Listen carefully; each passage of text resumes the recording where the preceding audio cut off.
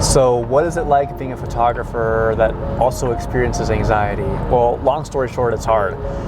I don't like having anxiety. I don't like being anxious, but it is something that I experience, and it's a reality that I've experienced my whole life, as long as I can remember. I've experienced that at work. I've experienced it in my personal life as a dad and a husband. And I experienced it doing things that I really love doing, like mountain biking and running and swimming and photography.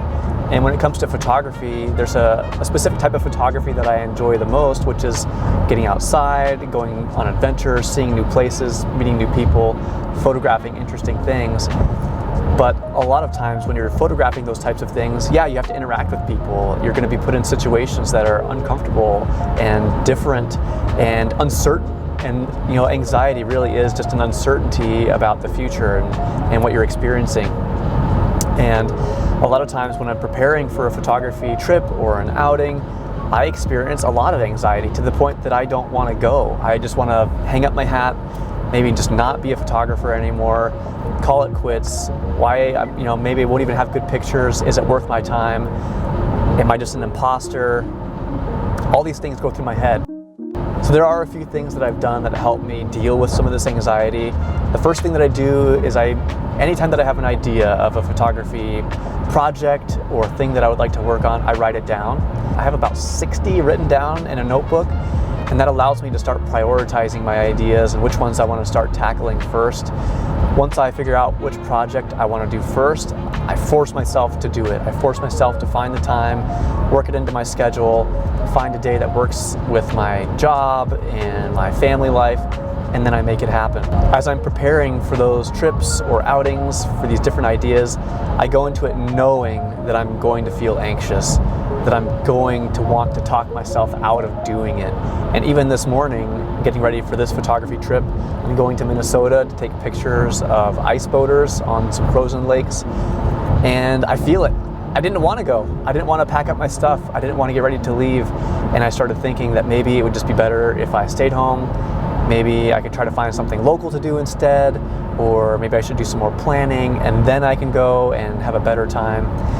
And I just have to force myself to put all my gear into the car, get in and start driving, and just know that when I'm there, I'm going to have a good time. I'm going to enjoy it, and I'm going to be glad that I went.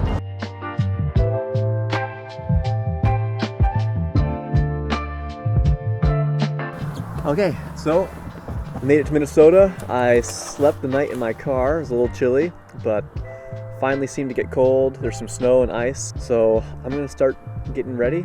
Being warm enough for shooting on the ice is kind of a big deal. I hate the cold, even though I really enjoy photographing things in the cold and on the ice. I don't particularly like being cold myself, so having the right gear and getting ready is kind of an important thing for me. A few years ago I got frostbite on my toes, and my toes have never been the same. Even though they have healed since then, they still get really cold and really sore if I don't watch out. So I always make sure that I treat my toes a little bit more carefully, just to make sure that I don't have any pain in my toes from some of the lingering effects of having frostbite. Let's say, like, in terms of anxiety as a photographer, I feel like my anxiety, once I'm on location, tends to start going down a little bit. I'm there, I'm locked in, there's no turning back. Every time that I'm actually out and I'm starting to talk to people, meet with people, and starting to take pictures, I always feel a lot better once I'm out doing that. So I always just have to tell myself, you know, it's gonna be worth it, it's gonna be fun, I'm here, I need to make the best of it, and there's no turning back.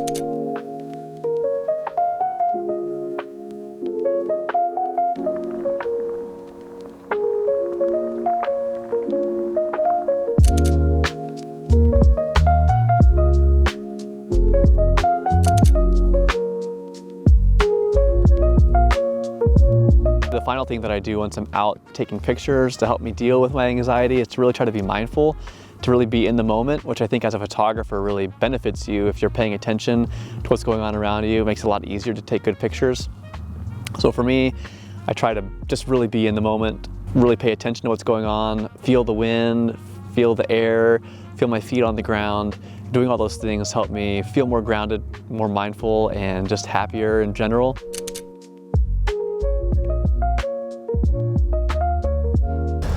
So all the iceboaters are out on the lake now, and they kind of stage in a pit area close to the parking lot. Once everybody has all their boats ready, they take all those boats and they take them all the way down to the most downwind part of the course. And today that happens to be like, I don't know, a mile away. So I'm walking over the ice here.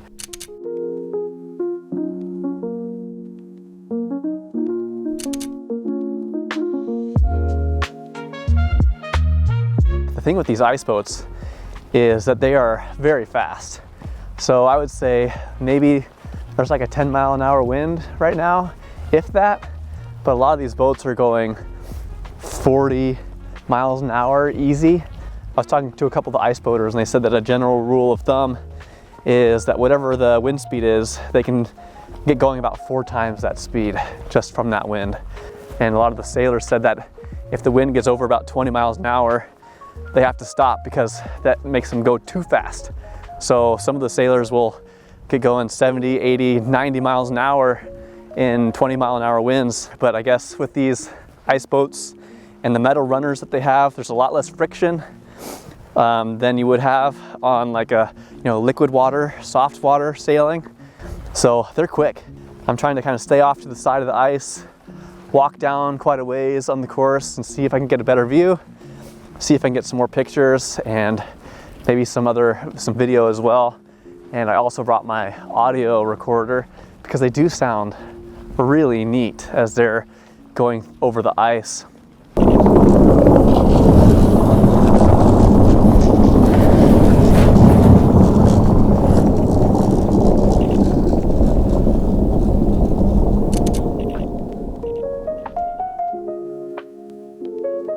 If this is something that inspires you and makes you want to go out and take some pictures in some of these types of places or events, one of the things that I always make sure that I carry with me are these ice spikes.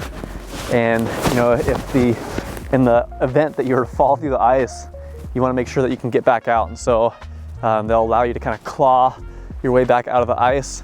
I always make sure that when I'm out on the ice that I'm trying to be as safe as I can, that I understand what the thickness of the ice is, what the temperature is going to be.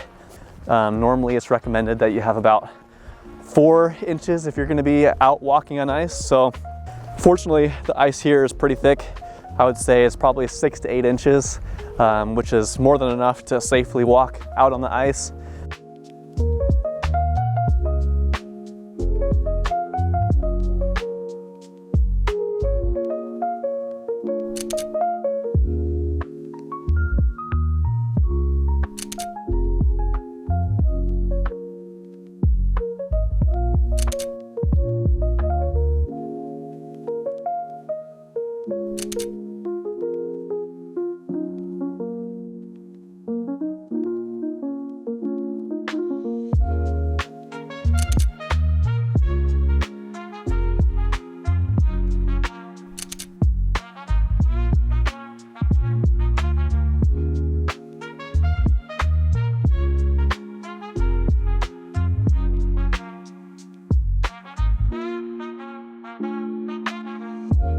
It is a little unnerving to be out on the ice when it starts to melt. It's gotten so warm that it's just a layer of slush and water on top of the ice, and it's starting to creak and groan just a little bit. So I'm heading back in.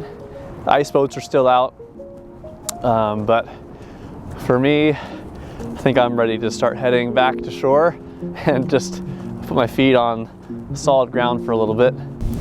Okay, I had a great day out on the ice, just finishing up and getting ready to head back to Nebraska. I'm really glad that I came and I didn't let my anxiety get the best of me. And I would say that that's a big take-home lesson for myself, and hopefully for you, if you deal with anxiety on an occasional or even a regular basis, that you'll push through that. I think that there are a lot of things that we can accomplish and experiences that we can have if we don't let that get the best of us and we put ourselves out there. So thanks for being here. If you like this video, please give it a like, subscribe to the channel. I hope to create some more content here soon, and I'll see you in the next one.